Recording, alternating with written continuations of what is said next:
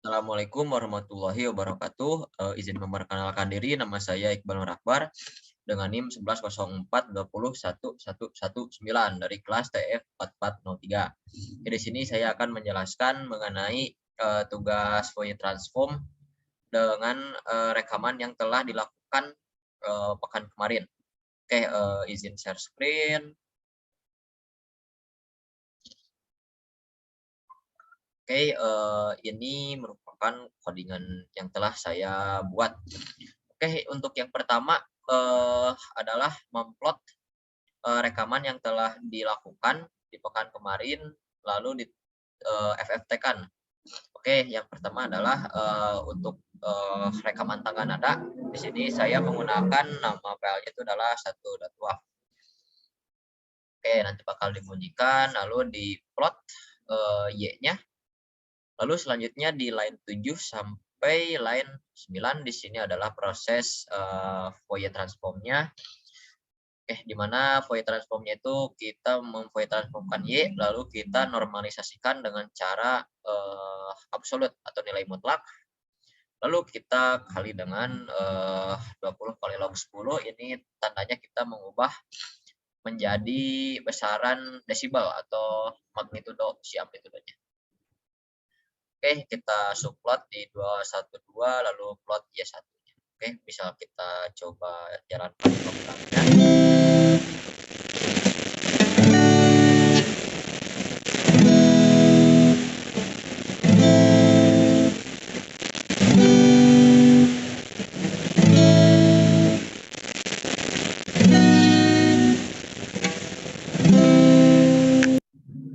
Oke, itu suara gitarnya. Oke, kita coba lihat grafiknya. Oke, grafiknya ini ya yang telah tampil pada layar. Oke, grafik yang atas adalah grafik tangga nada dengan domainnya itu adalah domain waktu. Lalu grafik yang kedua adalah hasil Fourier transform-nya dengan base-nya itu dia domain frekuensi.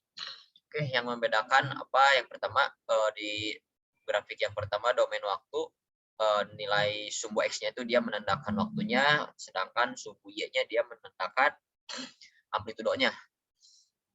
Oke, untuk yang FFT dia di sumbu X-nya itu menandakan frekuensi, sedangkan untuk nilai Y-nya dia menandakan hasil FFT-nya atau bisa kita sebut magnitudo si amplitudonya yang dalam satuan desibel.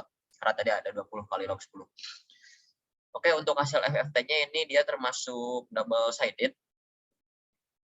Terus juga frekuensi sampling yang digunakan dalam rekaman adalah 16.000. Oke, ketika nilai frekuensi samplingnya itu 16.000 sekitar di sini, dia bakal hasilnya itu seperti mencerminkan kembali hasil yang terdapat sebelumnya. Ini kenapa pencerminan seperti ini? Karena yang pertama kita memplotting frekuensinya itu dimulai dari nilai negatif sampai ke positif. Lalu setelah itu tadi ada sintaks absolut yang artinya kita normalisasikan sehingga data yang tampil pada grafiknya seperti demikian untuk hasil FFT-nya. Oke, mengapa perlu FFT? Karena kita ingin mencari beberapa informasi yang hanya bisa didapatkan dalam domain frekuensi, yang sebelumnya di domain waktu tidak dapat kita lihat informasinya. Oke, itu untuk sampel suara 1, untuk sampel suara 2, 3, sampai 6 saya telah men-screenshot-kan hasilnya. Nah, ini untuk sampel suara 1, ini sampel suara 2, ini sampel suara 3 untuk tangga nada.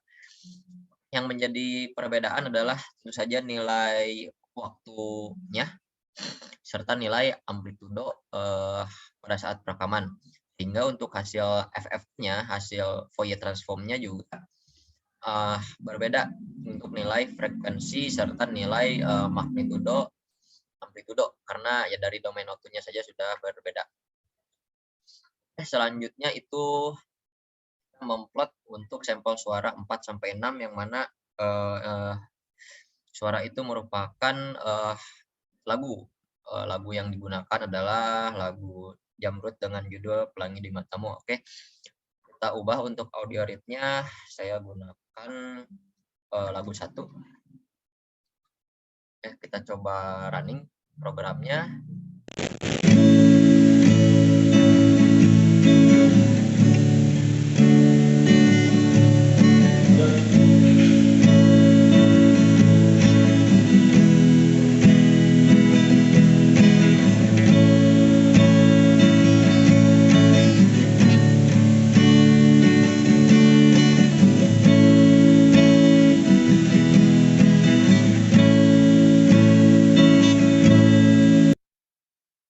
Oke, ini untuk grafik dalam domain waktu serta hasil Fourier transform-nya. Oke, bisa dilihat perbedaan dari yang tadi do re mi tangga nada. Oke, maaf di title-nya ini masih belum diganti. Oke, untuk do re mi 1 tadi dalam domain waktunya dia lebih renggang dibandingkan dengan suara musik, dengan suara nyanyi. Terus juga hasilnya ini hasil Fourier transform-nya. Oke, untuk suara sampel keempat ya, untuk tadi dari total. Oke, untuk yang lagu 1 ini ya sama saja. Untuk lagu 2 juga sudah saya screenshot hasilnya. Oke. Yang jadi perbedaan di antara 3 sinyal ini, 3 FFT ini adalah yang tadi seperti yang tangga nada. Itu di domain waktunya juga dia berbeda ya, nilai amplitudo serta waktu. Lalu untuk hasil FFT-nya juga nilai magnitudo, amplitudo serta nilai frekuensi yang dapat diamati juga berbeda. Selanjutnya kita coba untuk menampilkan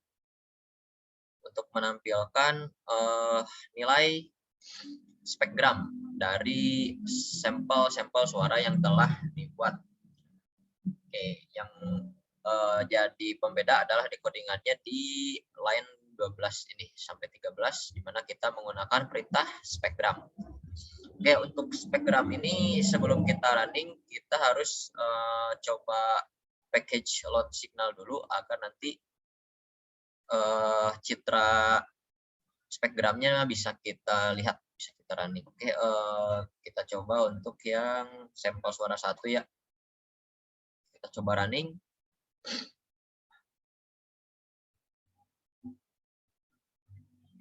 Oke, sorry. Nah, ini hasil spekgram untuk sampel suara 1. Oke, di hasil spekgram ini dia ada semacam garis-garis gitu. Nah, ini garis-garis ini dia menandakan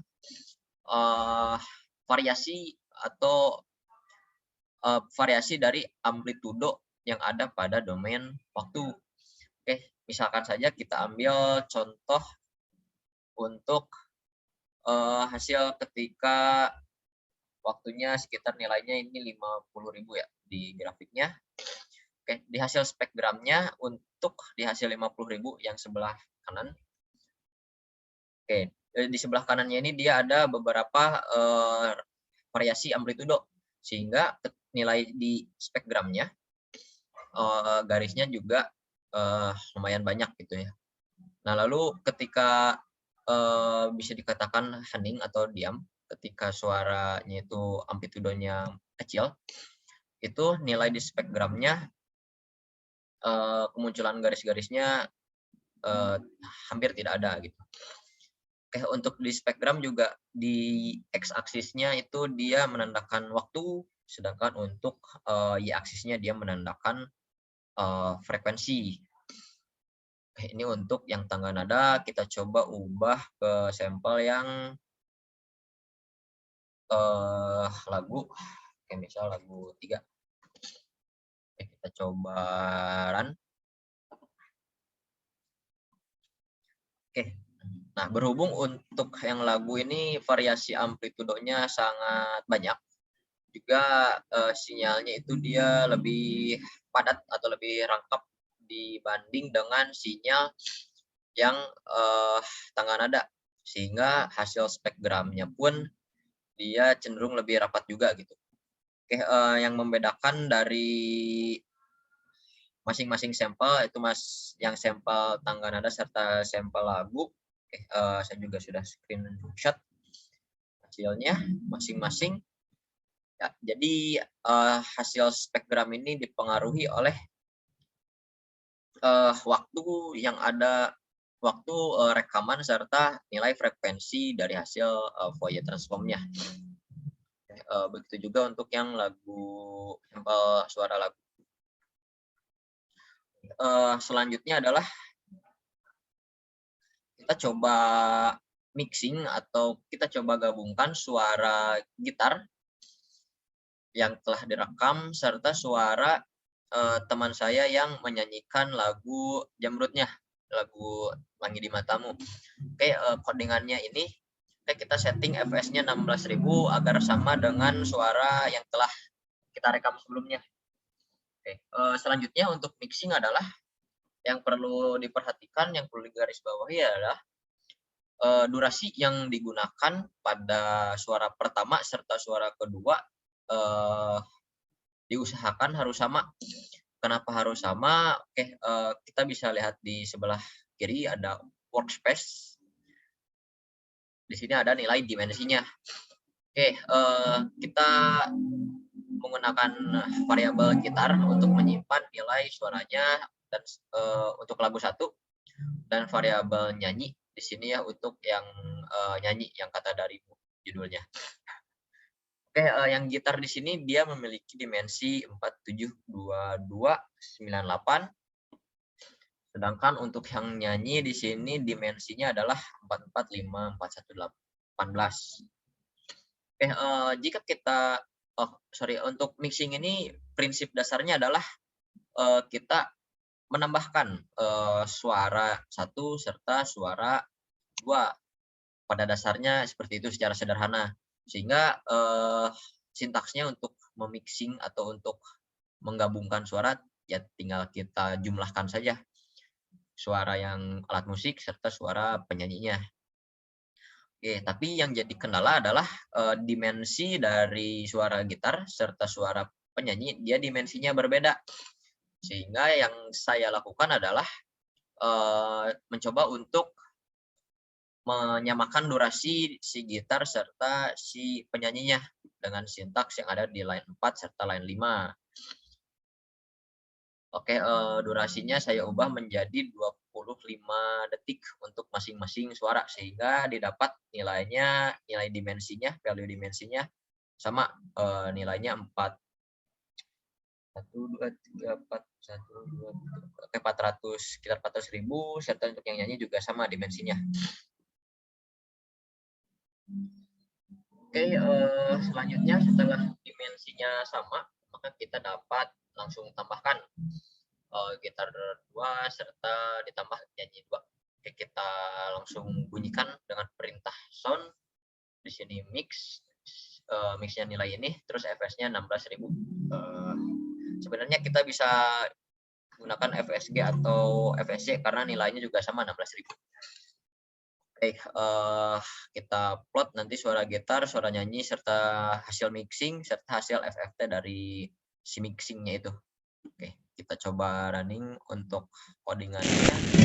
30 menit kita di sini tanpa suara dan aku rasa harus menunggu lama kata. Oke, itu suara hasil mixing antara alat musik serta penyanyinya. Oke, mungkin kita bisa lihat si hasil FFT serta hasil mixingnya. Oke, yang pertama ada suara gitar, grafik pertama, suara 2 adalah suara penyanyi, suara ketiga adalah hasil mixingnya dan dan grafik keempat di hasil FFT dari mixingnya. Ya, jadi oke, bisa kita lihat pada saat suara nyanyi di rentang 10.000 kurang, di sini ada sinyal yang bentuknya amplitudenya kecil, tapi di suara gitarnya amplitudenya ya ragam gitu, lebih besar daripada suara nyanyi. Oke, kita coba lihat di mixingnya ya, tinggal dijumlahkan sehingga hasil mixingnya seperti ini. Oke, mungkin itu yang bisa dapat saya jelaskan. Kurang lebihnya mohon maaf. Wabillahi taufiq wal hidayah. Wassalamualaikum warahmatullahi wabarakatuh.